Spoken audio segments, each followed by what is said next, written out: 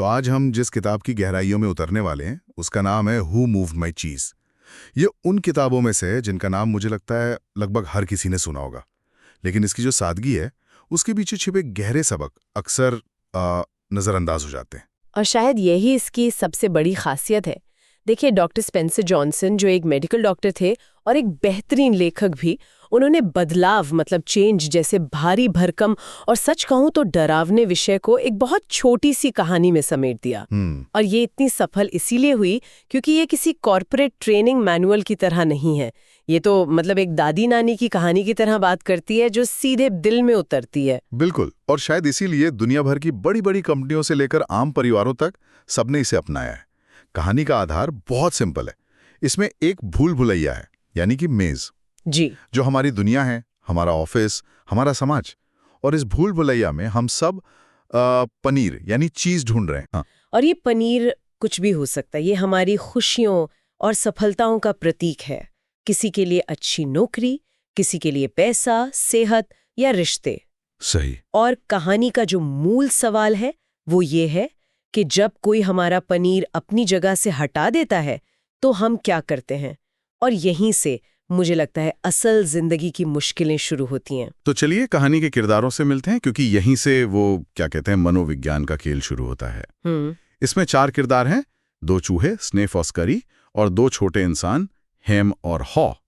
ये किरदारों का चुनाव ही मुझे बहुत दिलचस्प लगता है।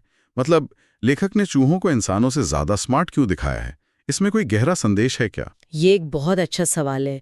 मेरे ख्याल से लेखक ये नहीं कह रहे हैं कि चूहे ज्यादा स्मार्ट हैं, बल्कि वो ये दिखा रहे हैं कि उनकी जो सादगी है, जो सिंप्लिसिटी है, वो ही उनकी सबसे बड़ी ताकत है। अच्छा। स्निफ जैसे नाम से ही जाहिर है, वो बदलाव को दूर से ही सूंघ लेता है।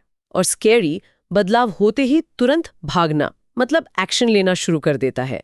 वे ज्यादा विश्लेषण नहीं करते। और दूसरी तरफ हैं हेम और हाउ। हाँ, जो इंसान है वो अपनी बुद्धि और अपनी भावनाओं का इस्तेमाल करते हैं। वे विश्लेषण करते हैं, योजना बनाते हैं, लेकिन यही बुद्धि कभी-कभी उनकी सबसे बड़ी कमजोरी बन जाती है। वो जरूरत से ज्यादा सोचते हैं और डर और आराम की आदत में फंस जाते हैं। तो एक तरह से ये किताब हर उस इंसान के लिए है जो अपनी जिंदगी में किसी बदलाव से गुजर रहा है, या शायद बदलाव के डर से कहीं रुक गया है। मुझे किताब में दिया गया एनबीसी टीवी के ब्रॉडकास्टर चार्ली जोन्स का उदाहरण याद आ रहा है। हाँ, वो एक बेहतरीन उदाहरण है। चार्ली जोन्स एक टॉप स्पोर्ट्स ब्रॉडकास्टर थे। उन्हें ओलंपिक में track and field events cover करना बहुत पसंद था। एक दिन उनके बॉस ने उन्हें कहा कि आपको तैराकी और गोताखोरी कवर करनी है। अब चार्ली को बहुत गुस्सा आया। उन्हें लगा कि ये उनके साथ अन्याय है। वो पूरी तरह से हेम बन चुके थे, शिकायत कर रहे थे, नाराज थे। अच्छा। फिर उनके एक दोस्त ने उन्हें हु मूव्ड माई चीज की कहानी सुनाई, और कहानी ने उन पर इतना गहरा असर डाला कि उन्होंने अपना नजरिया ही बदल दिया। उन्होंने तैराकी और गोताखोरी के बारे में सब कुछ सीखा, उसमें महारत हासिल की और पहले से भी ज्यादा सफल हुए। वाह, ये दिखाता है कि कहानी तब सबसे ज्यादा काम आती है जब हम अनिश्चितता में फंसे महसूस करते हैं। तो कहानी में वो मोड़ आता है जब सबका पनीर गायब हो जाता है। चारों किरदार चीज स्टेशन सी पर रोज आते हैं और पेट भरकर पनीर खाते हैं, लेकिन एक दिन वो स्टेशन खाली मिलता है। यहां से कहानी दिलचस्प हो जाती है। बहुत ज्यादा। स्निफ और स्करी के लिए कोई हैरानी की बात नहीं थी। वो रोज ध्यान दे रहे थे कि पनीर का स्टॉक कम हो रहा है, वो पुराना हो रहा है। मतलब वो संकेतों को पढ़ रहे थे। बिल्कुल। इसलिए जिस दिन पनीर खत्म हुआ, उन्होंने एक पल भी बर्बाद नहीं किया।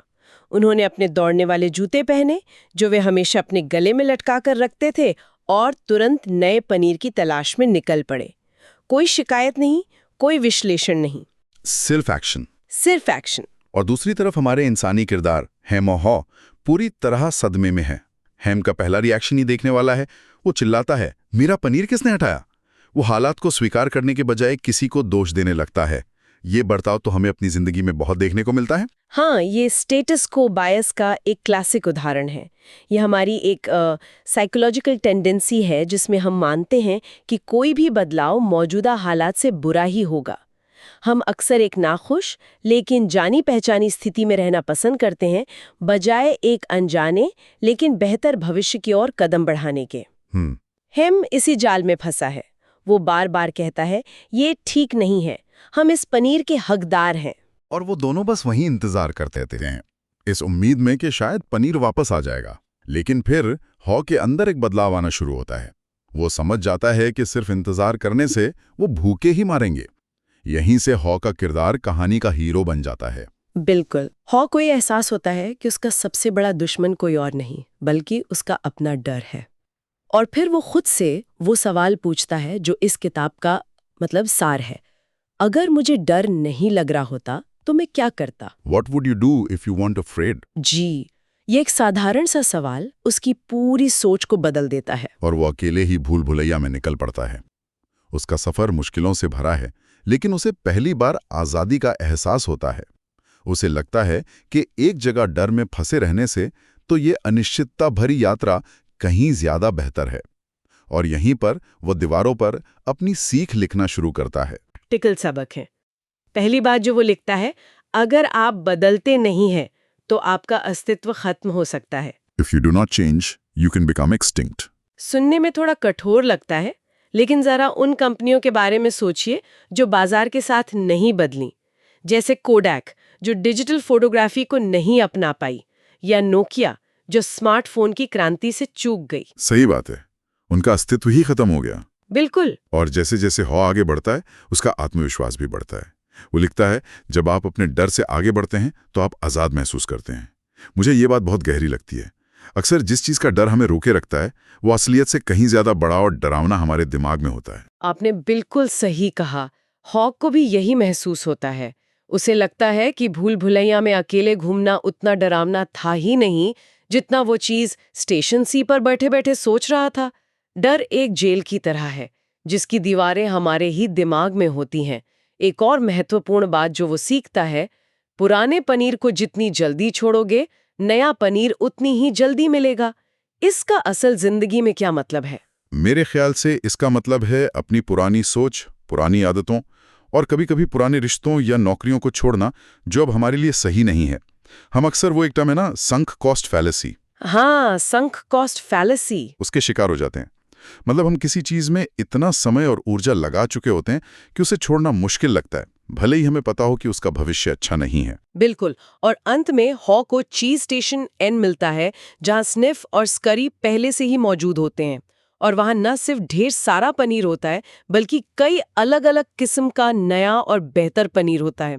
तब उसे समझ आता है कि बदलाव अंत नहीं बल्कि एक नई और बेहतर शुरुआत का मौका हो सकता है। ये कहानी सुनने में तो बड़ी सरल है, लेकिन असल जिंदगी में इसे उतारना उतना ही मुश्किल। हेम की तरह अटके रहना बहुत आसान है। तो सवाल ये उठता है कि हम स्निफ, स्करी या हॉ की तरह कैसे बने? इस कहानी से वो कौन से ठोस कदम हैं जो कोई भी अपनी नौकरी या जीवन में उठा सकता है? चलिए इसे थोड़ा प्रैक्टिकल लेवल पे समझते हैं। पहला कदम है स्निफ की तरह बनना। बदलाव का अनुमान लगाना सीखें। किताब कहती है पनीर को अक्सर सूंघते रहें ताकि आपको पता चले कि वो कब पुराना हो रहा है। आज के जमाने में इसका मतलब सिर्फ ये देखना नहीं है कि आपकी कंपनी की सेल्स कम हो रही हैं। इसका मतलब है ये समझना कि आर्टिफिशियल इंटेलिजेंस मतलब AI आपके काम के कौन से हिस्से को अगले 2 साल में बदल सकता है। या ये जानना कि आपके ग्राहक अब प्रोडक्ट खरीदने के बजाय सब्सक्रिप्शन मॉडल पसंद कर रहे हैं।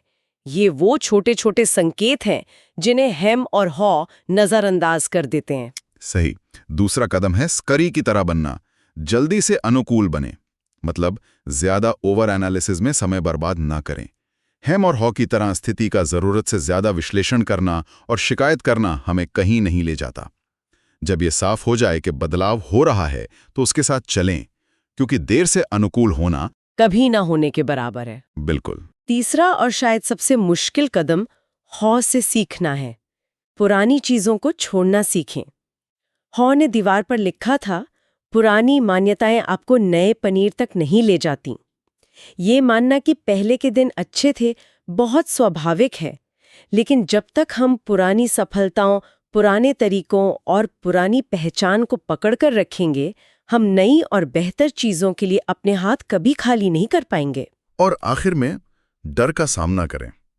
हॉ का वो सवाल, अगर डर ना होता तो मैं क्या करता, ये एक बहुत शक्तिशाली टूल है।